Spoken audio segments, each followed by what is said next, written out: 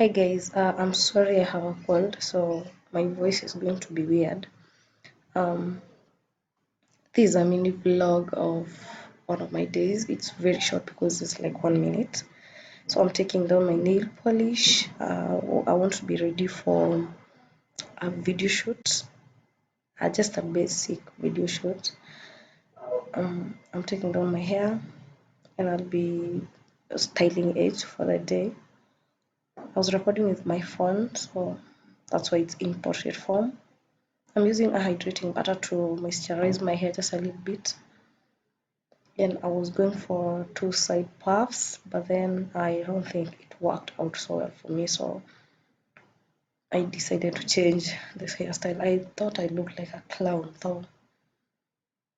So I decided to change the hairstyle to low puff.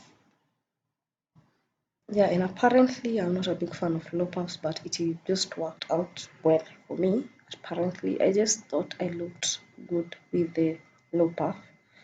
As you can see, my hair is so thick. The puff is just a lot. But anyway, so I'm ready to go.